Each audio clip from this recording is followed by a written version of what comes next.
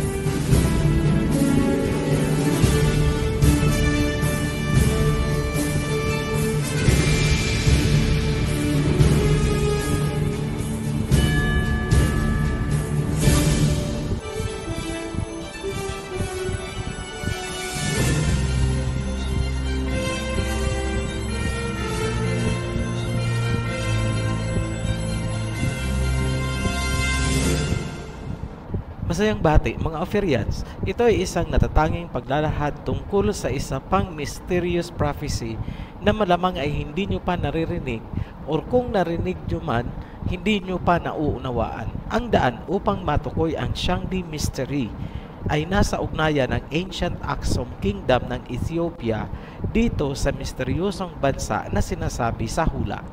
Ang bansang ito na may ugnayan sa Ethiopia ang magbibigay ng handog na dadalhin sa Mount Zion. Anong bansa ito? Yan ang mystery.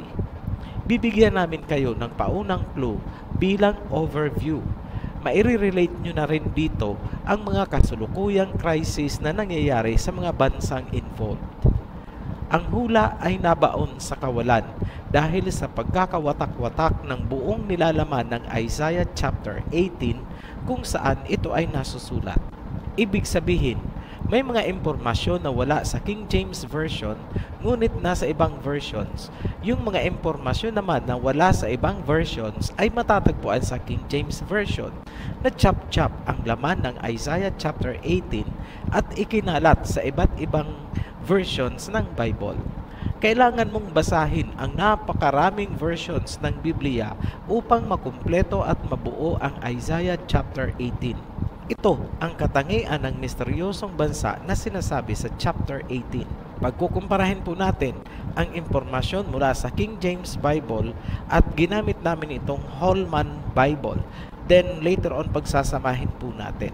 Ang buong chapter 18 ay mensahe para sa mga Ethiopians. Kapansin-pansin na ang Ethiopians ay inutusan na pumunta dito sa misteryosong bansa at inilarawan ang bansa na kanilang pupuntahan. Ibig sabihin, kung anong bansa ang pinuntahan ng mga Ethiopians, yun ang tinutukoy sa hula. Hawak ng mga Ethiopians ang revelation tungkol sa Shangdi Mystery. Basahin natin ang Isaiah chapter 18. Yung Holman po ang gagamitin namin dahil alam namin na bihira sa inyo ang meron itong Bible at doon matatagpuan ang mga importanteng detalye na kailangan natin. Yung mga naka-highlight ng yellow ay mga impormasyon na hindi nyo matatagpuan sa King James para hindi malito ang mga baguhan na hindi napanood ang Seal series natin. Hindi po muna natin i-correct ang mga salitang ginamit ng Holman. Isaiah chapter 18, the Lord's message to Cush. The land of buzzing insect wings, beyond the rivers of Cush, sends couriers by sea and reed vessels on the waters. Go swift messengers to a nation tall and smooth-skinned, to a people feared far and near, a powerful nation with a strange language, whose land is divided by rivers. All you inhabitants of the world, and you who live on the earth, when a banner is raised on the mountains, look. When a trumpet sounds, listen. Tagalogin po natin. lupain ng humuhugong na mga insekto na matatagpuan sa kabila ng River of Kush at nagpapadala ng mga barko sa karagatan. Humayo kayo mga mensahero sa isang bansa kung saan ang mga tao ay matatangkad at makikinis ang balat, mga taong kinatatakutan, isang makapangyarihang bansa na may kakaibang salita, kung saan ang kanilang lupain ay pinaghati-hati ng maraming rivers or ilog. Kayong mga naninirahan sa buong mundo, kapag itinaas nila ang bandila sa tuktok ng bundok, panuorin nyo. Kapag tumunog ang kanilang trompeta, pakinggan nyo. For the Lord said to me, I will quietly look out from my place, like shimmering heat in sunshine, like a rain cloud in harvest heat. For before the harvest, when the blossoming is over, and the blossom becomes a ripening grape, he will cut off the shoots with a pruning knife, and tear away and remove the branches. They will all be left for the birds of prey on the hills, and for the wild animals of the land. The birds will spend the summer on them, and all the animals the winter on them. Ito ang salita ng Elohim. Tahimik akong manunood mula sa aking luklukan, tulad sa nakakapasong sikat ng araw, gaya ng ulap sa tag-anihan, dahil bago ang tag-anihan, kapag ang ubas ay mahihinog na, puputulin niya ang mga suloy o shoots gamit ang matalas na tabak. Tatagpasin niya at itatapon ang mga sanga. Hahayaan niya ang mga ito sa mga ibon at gumagalang mga hayop para sa tag-init at hanggang sa taglamig. Paliwanag, ang inilalarawan dito na magtatagpas ng mga sanga kapag hinog na ang ubas ay itong misteryosong bansa na tutukuyin natin bandang huli. Ituloy natin ang natitirang bahagi ng chapter. At that time, a gift will be brought to Yahweh of hosts from a people tall and smooth-skinned, a people feared far and near, a powerful nation with a strange language, whose land is divided by rivers, to Mount Zion, the place of the name of Yahweh of hosts. Sa panahong yun, isang handog ang dadalhin kay Yahweh mula dito sa mga taong matatangkad at may makikinis na balat.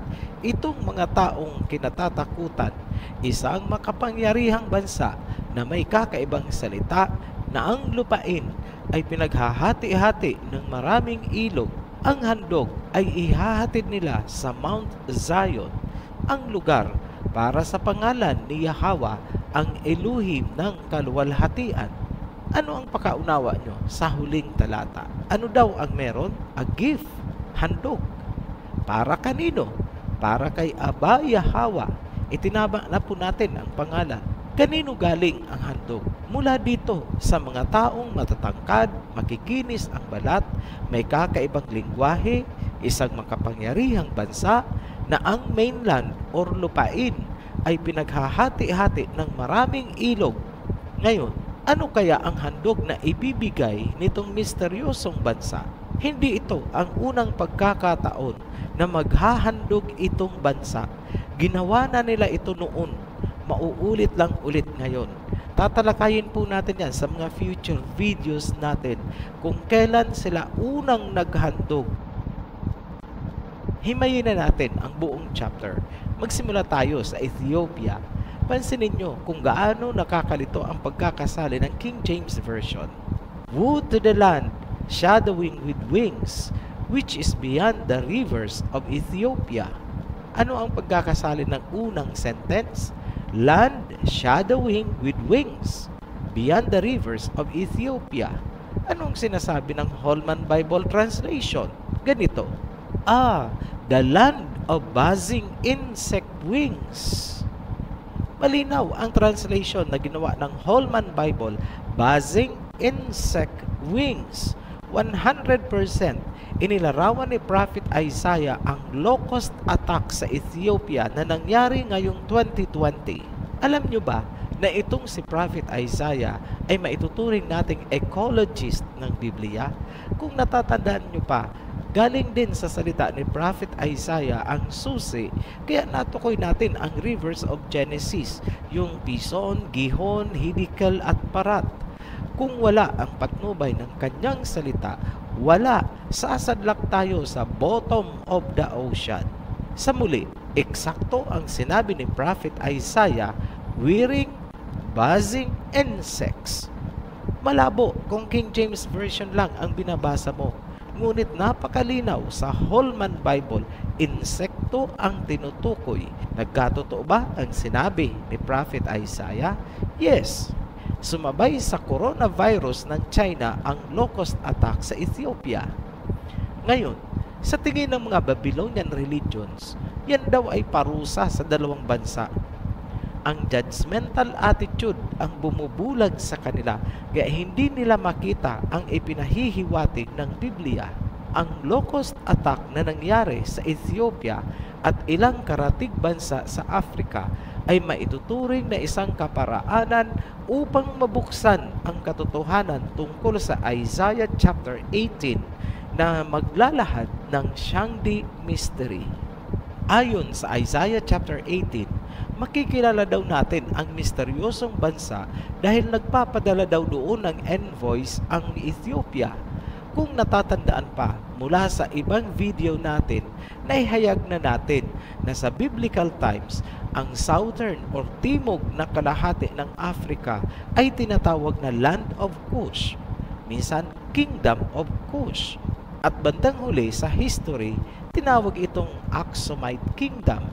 Yan po ang Ethiopia. Isa-isahin na natin ang mga criteria para lumutang itong bansa kung saan nagpapadala ng envoys ang Ethiopia ayon kay Prophet Isaiah. Clue number 1, powerful nation. Feared. Candidates natin dyan ang Russia, US at China. Yan ang mga powerful nations na kinatatakutan sa mundo. Clue number 2, land is divided by many rivers. Pinaghahati-hati ng mga ilog ang kanilang lupain. Kung titingnan natin sa dami ng rivers, ang China ay may 24 rivers, US ay may 28 at ang Russia ay may 36. Ngayon, para hindi kayo mahirapan magkumpara, ipagpalagay na lang natin na pare-pareho sila ng rivers, pare-pareho sila ng dami ng ilog. Lahat sila ay may 24 rivers. Ngunit overall, maliit ang China dahil wala itong mga coastal waters na gaya ng Amerika. Ngayon, tingnan natin ang distribution ng mga ilog sa China. Nag-qualify ba siya? Divided ba ng mga ilog ang kanyang lupain? Yes, nag-qualify siya. Ngayon, ang US, nag-qualify din ba? Yes, apparently. Yung Russia, qualified din kaya? Yes, ipagpalagay na natin, qualified din. Wala tayong i-disqualify at this point para hindi nyo sabihin may bias tayo. Clue number 3, strange language. Kung language ang pag-uusapan, mas mahirap para sa Ethiopians ang language ng China at Russia. Maraming Ethiopians ang nakakaintindi at nakakapagsalita ng English. Ngunit, hirap sila sa Russian at Chinese language. Pero sige, for the sake of argument, hindi pa rin natin i-disqualify ang US at Russia. Pasok pa rin. Clue number 4, meted out, meaning discriminated, trodden, underfoot, or inaapak-apakan. Tanong, ang Russia at US ba ay nakaranas na sila ay inaapak-apakan? Na-discriminate ba ang Americans at Russians na katulad ng naranasan ng mga Chinese mula pa sa ancient history hanggang ngayon? Hindi. Wala sa history ng US at Russia na sila ay na-discriminate. Hindi nila naranasan ang gaya ng mga pinagdaanan ng Chinese. Hanggang ngayon, laging tampulan ng kung ano-anong propaganda at patutsada ang China. Check nyo na lang ang internet. Mula sa fetus, abortion, cannibalism, sanitation, religion, lahat ibinabato kay China. Kahit dito sa Pilipinas, aminin yung mga Pilipino, kayong mga relihiyoso kuno, hindi ba't ang baba ng tingin nyo sa China? Pero may isang bagay kayong hindi alam. Kung pag-uusapan lang ang spirituality ng Chinese, wala kayong alam. At this point, disqualified ang US at Russia. Mas malaki ang posibilidad ngayon na ang tinutukoy ni Prophet Isaiah ay ang China. Ituloy natin. Clue number 5. Tall and smooth-skinned. Kung tangkad or height ang pag-uusapan, hindi rin masasabi na menos ang height ng mga Chinese. Hindi natin sinasabi na ang mga Chinese ang pinakamatatangkad na tao sa mundo. Ang sinasabi natin ay matatangkad sila at hindi bansot na lahi. May mga world record holders na Chinese kung pag-uusapan din lang naman ang height. Ngayon, sinabi ni Prophet Isaiah, smooth-skinned. Saang lahi mo ba makikita ang smooth skin na tinatawag nating cutis porcelana? Napaisip kayo bigla, no? Sa mga inchik po, hindi nyo yan makikita sa mga European descent dahil rough and coarse, magaspang ang mga skin ng mga Europeans. Sa Asians lang po matatagpuan ang cutis porcelana, lalong-lalo na sa mga Chinese ancestry. Malasot lang kinis kapag hinipo mo. Try nyo mag-observe. Yan ang challenge para mapatunayan nyo ang sinasabi namin. Clue number 6. Ethiopia sent envoys couriers by the sea. Take note po ha, emphasized ang by the sea. Karagatan po ang dadaanan. Dalawang case scenario ang inilalarawan dyan. Sa tatlong candidates natin, US, Russia at China, kanino higit na may kaugnayan ang ancient Ethiopian Aksumite Kingdom ni Kush? Historically, walang ugnayan ang Ethiopia sa Amerika. Hindi sila nagpapadala ng envoy doon. Technically naman, wala ring direktang ugnayan ang Ethiopia sa Russia by the sea dahil walang karagatan ang Russia na nakaharap sa Ethiopia. Inaccessible technically. So, tanging ang China ang nagka-qualify dito.